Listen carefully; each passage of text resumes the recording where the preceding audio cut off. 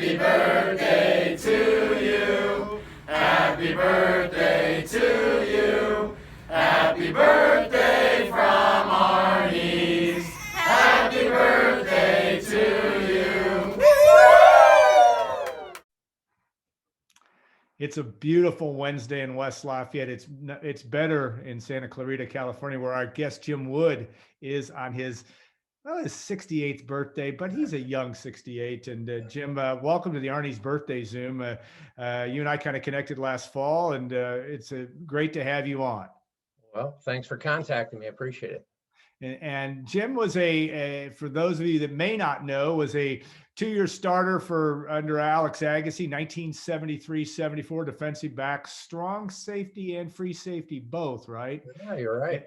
And I think I freaked him out because I could recall his jersey number, which was number 48, right? And as I used to always tell people, I know those jersey numbers better than I do my anniversary date, much to my wife's disdain. So that's what happens when you're in the 8th grade and you're watching somebody play like you, Jim. But yeah, we'll go to the birthday traditions in your family, whether that be growing up or what you do now. What are your plans for today, if anything exciting? And I know COVID has put a tamper in about everything, but tell us how you've spent your birthdays over the years.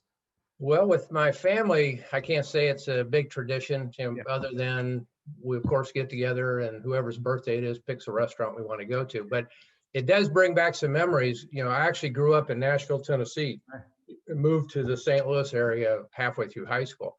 And not that we were a poor family, but middle class, but with 6 kids in the family, my parents watched their spending pretty close. So we rarely went out to eat. I mean, not even to McDonald's or, that type of thing. But a tradition they had, which obviously sticks in my mind after all these years, is on each child's birthday, you got to choose the restaurant, that you wanted to go to, and only you and your parents went, which obviously rarely happened when you had 6 kids. Yeah. So, I'd pick places like the Lazy Susan, which was a chicken place where you could eat all you could eat, that type of thing. So that brings back some memories of little practices we had in the past or traditions. Well, you're a little bit older than I, but I think it's an interesting thing because I came from a family of 5 and we never went out to dinner. I mean, Shoney's Big Boy was like, Stuckey's was ours big deal on the interstate. My dad, and so that is, we rarely did, and maybe that's why I like to do it so much now. Though in the last year I haven't done a lot of it, but that's a cool tradition. The fact that one of being your siblings you get one-on-one or one-on-two. Contact with your folks is a pretty good thing and pretty worth remembering. So tell us about playing. You moved to Chesterfield outside of St. Louis and played there. Was that after your sophomore year in high school? And how did that impact your football career? Well, I played at a school in Nashville named Father Ryan, a Catholic school. At least back then, certainly a good sports tradition. And my dad got transferred to the west side of St. Louis, and that's how I ended up in Chesterfield. Went to Parkway Central my junior and senior year. It worked out pretty well. I got there in the summer, and my dad had already met with the coach.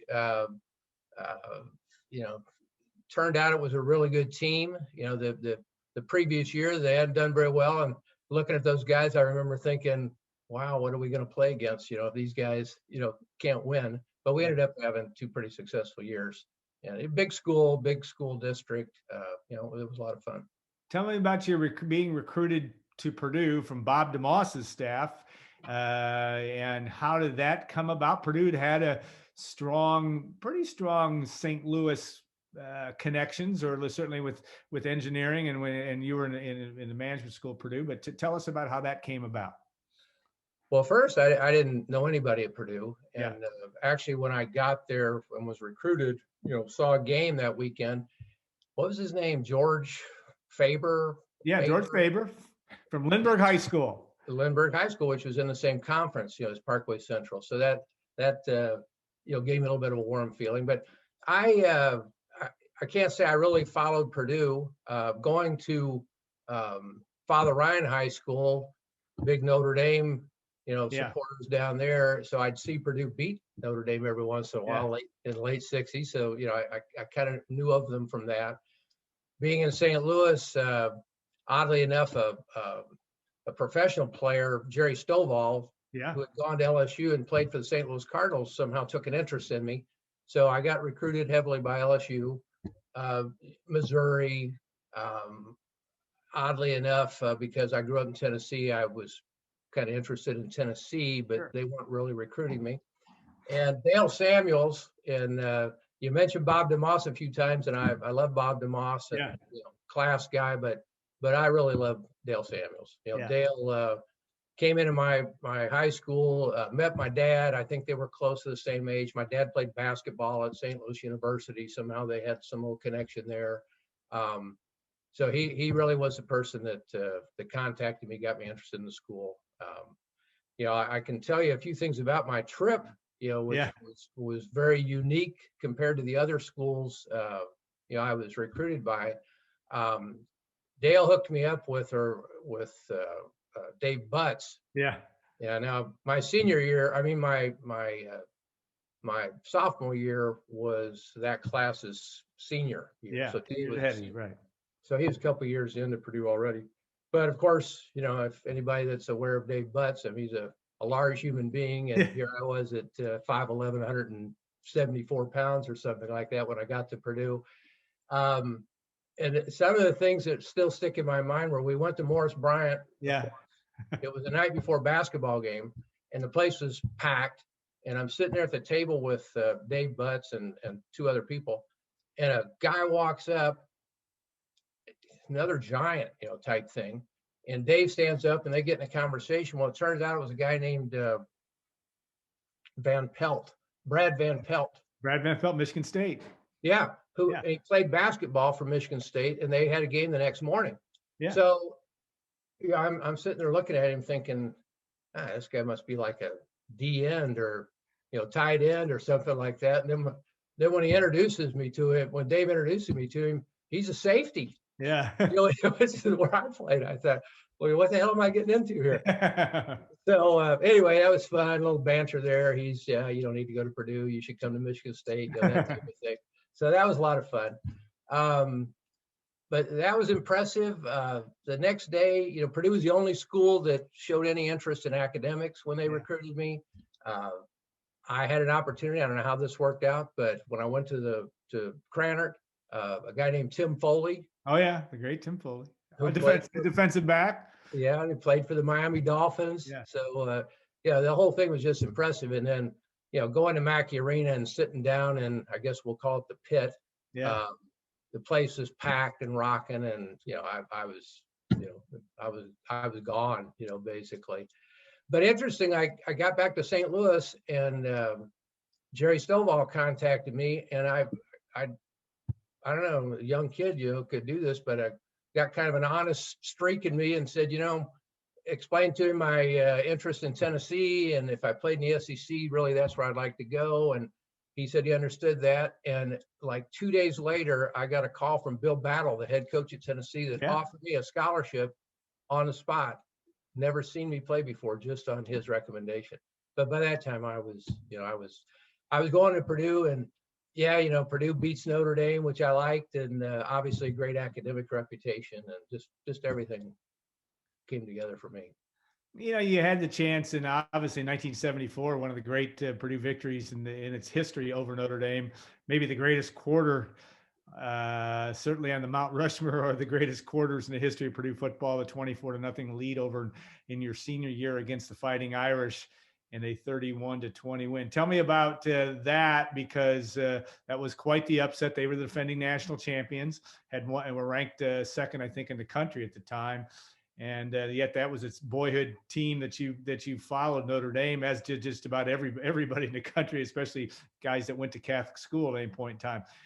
Relive that experience for us. Well, cut me off if I start rambling too much, because I have a few memories there. First of all, when we played them on national television my junior year at Purdue, unfortunately we lost. But I had an experience in that game where they had a big fullback named Bullock. Yeah. Wayne Bullock. Yeah. what he weigh? Like, he seemed like he weighed 300 pounds, but what do he weigh? Like 240 or 245? Yeah, he was a big guy. You know, and I don't know.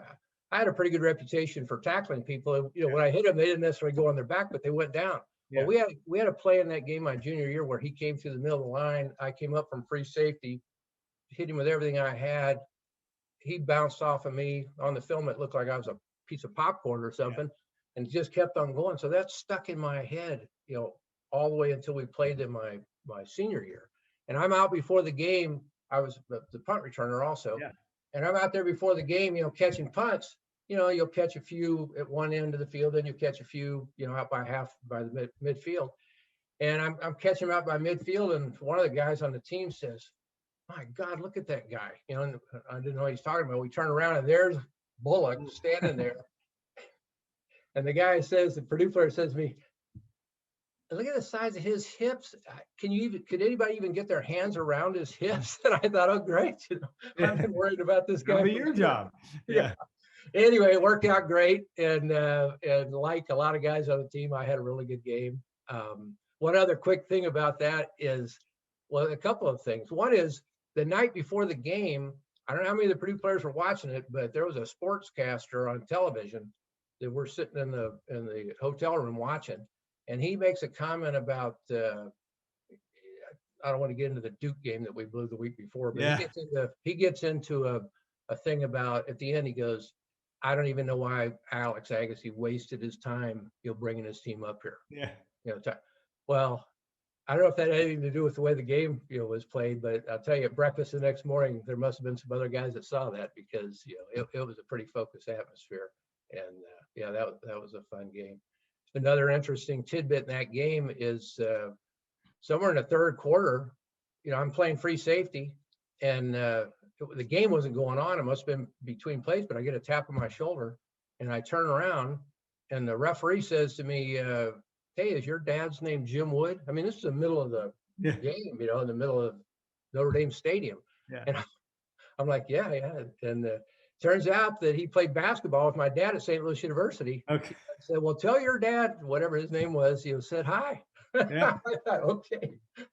But anyway, that is the humanity of what really goes on in these games. You think it's all blocking and tackling, and these are just people out there running around. But and coming out of the stadium after the game, I hear some guys to get on the bus. I hear some guys yelling my name, and it's like 4 or 5 guys that I went to high school with in Nashville, Father Ryan, you know, that were going to Notre Dame. So it was a great day all the way around. Yeah, and when you have an upset win like that, there's nothing quite like it. All right, now I'm going to give you a chance to show your prop over your left shoulder there, your game ball from the Purdue Indiana game 1974. You can point to it. 2 big wins in that would have been your senior day, 38-17 win over Notre Dame or over Indiana in 74. You beat them down there in a tight game, 28-23, I think was the score in 73. Tell me about that, and that opportunity to beat you know, those rivalry games stick with you, and the fact that you won 3 out of your last 4. If you look in your junior and senior years, that's pretty good. Well, I'll give you a couple of quick ones. Sophomore year, we beat them handily at Purdue. Right. Of course, that was a team with, you know, Otis Armstrong and Butts and that whole crew.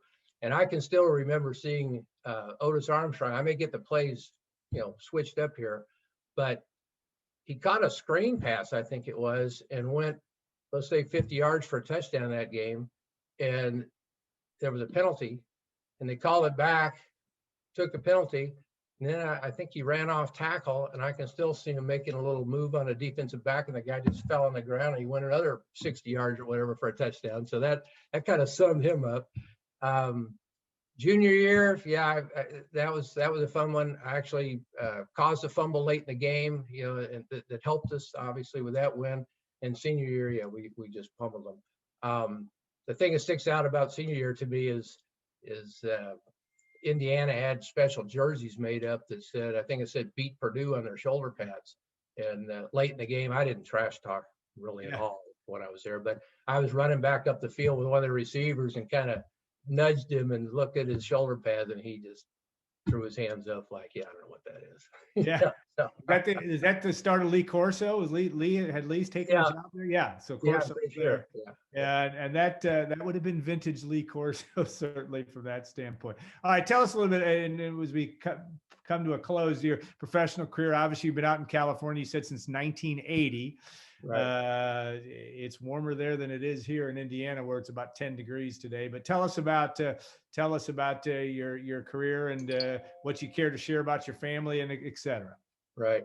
Well, yeah, I'd be negligent if I didn't. The reason we ended up in California is I'm married to one of the Purdue Silver twins. Right. From the time we were there. Her name's Randy Bruff at the time. She and her sister. Candy and Randy, right? Candy and Randy. Okay. And they're professional singers and professional actresses, and so she had opportunities here, so we moved out here, and they did all types of TV and movie work, primarily through the 1980s. So that's how I ended up here. Randy and I are still married, after 44, 45 years, whatever it is now. Have two sons, a 32-year-old. He's named after me. I'm named after my dad. He just had a baby 11 months ago, who's now the fourth. So that's pretty exciting in our family. That is exciting. And I have another son who actually Purdue took a look at him as a preferred walk-on 6 years ago. He got accepted at Purdue's engineering school, but he decided he wanted to be a petroleum engineer, which we don't have there. Yeah. So he went to Texas A&M, and he's working as a petroleum engineer in Dallas, Texas now. So that's kind of how I got out here. I took a job when I got here with the Gillette Company. A lot of people aren't aware they had divisions that were out here on the West Coast, all related to manufacturing management. Worked there for 15 plus years, managing different operations. Started my own business and ran that for another 15 years or so. And now I'm pretty much retired, other than a little consulting, job I have, out in Barstow, California. So that kind of sums that up. Yeah, all birthdays are good, and the opportunity, your memories of are pretty clear about your days as in the defensive backfield for the Boilermakers. All right, last question on you. Obviously, follow Purdue, and Jeff Brom's team is the last couple of years have been a little more of a challenge, but everything was a challenge this year with COVID. But what do you see out of when you get a chance to watch the Boilermakers play? What are you seeing? Well, I'm not a good person to ask, because every year I'm like a typical fan. I think we're gonna, if not go undefeated, go pretty well close to it. Yeah. Unfortunately, a lot of years my hopes get dashed, rather early in the season. But I don't really know what to say. I'm in the same spot as most people now. I'm looking at some of these guys that we brought in, and the new coaches, and I'm buying in hook, line, and sinker that he knows what he's doing, and we'll get this thing turned around this coming season. So yeah, I got no advice other than hopefully. Well, they are going to, they announced the schedule yesterday. They're going to play in Wrigley Field. I've got some friends that have already contacted me about, hey, let's get together for that. And also, what is it, Oregon State, the first game of the season? September. I should mention before we get off of this that not to be a commercial for Purdue, but Purdue's affected my whole life. I mean, obviously, my wife, my best friend, who's still my best friend, his name's Wally Hale. Wally was an offensive tackle out of Paris, Ohio, the same year as myself. Had mononucleosis and then a spinal fusion and so forth. So it never really worked out for him football-wise, but been friends with him for years. People like Bill Matthews that was on the team, didn't play as much as he should have. I've got friends from, Steve Asimos, Jim Russell, Mike McCamick, people that, I lived with, that I'm still in contact, even though I'm out here in California and rarely see these guys. So I really, a few years ago, my wife and I started trying to come back, and participate in more games, or seeing more games. So it was really disappointing not to have that opportunity, last year, but hopefully I'll figure out a way to get some tickets if they sell any, for these upcoming games and see those Yeah, guys. they announced it yesterday. We're all hopeful that will happen, and I guess we're going to have to take it one step at a time. You mentioned some great names, Jim Russell, I know well, and Dale Samuels. I'm going to make sure that you guys connect because I'll send this to Dale, and he's still doing well. He lives just outside of Milwaukee, and I hear from him a fair amount. Real quick, when Hazel came in, my son and I, the younger one, came back. They had an event in the indoor stadium. Yeah. And Dale Samuels was there. Yeah. I haven't seen him or talked to him, for years and years. And to show you how this man is, he must have been in his 80s. Yeah, he's 89 now, so that's right. So I see him over the table, sitting there with some people. I walk over with my son, and he turns around and in a blink says, "Jimmy Wood." Yeah. He goes, "How are you doing?" He goes, "How's your dad?" Yeah. And I thought, are you kidding me? Yeah. I haven't talked to that man for years and years. I mean, he's a great person. He is a great person, great family, and has. Of course, his son was on the same freshman team that I was on. Doug. Yep. Right. Oh, Doug, yeah. Yep, and that is correct. So, hey, happy birthday to you. Hope you have a great day, and I'm glad we've connected again. We'll continue to do this. We'll talk in between your birthday, and we'll look forward to doing that again. But want to thank Arnie's, our sponsor, for the Arnie's Birthday Zoom, and we look forward to the time when Jim and all Purdue football alumni can come back and enjoy what will be an interesting college football game. That's interesting about you're saying about Wrigley Field. I have a feeling. You think about Wrigley Field holding about 40,000 people for football. There are going to be a lot of people doing just what you want to do. There's a lot of Purdue fans that are going to. It's Northwestern's home game. That ticket will be a tough ticket to get, but it will be a fun experience. November 20th. Let's all hope it gets pulled off on November 20th, 2021, up at the Friendly Confines. So that'll be a lot of fun. So hey, Jim, have a great birthday. Thanks so much. And enjoy that meal that you're going to get to enjoy this day. So take care. All right. Thank you.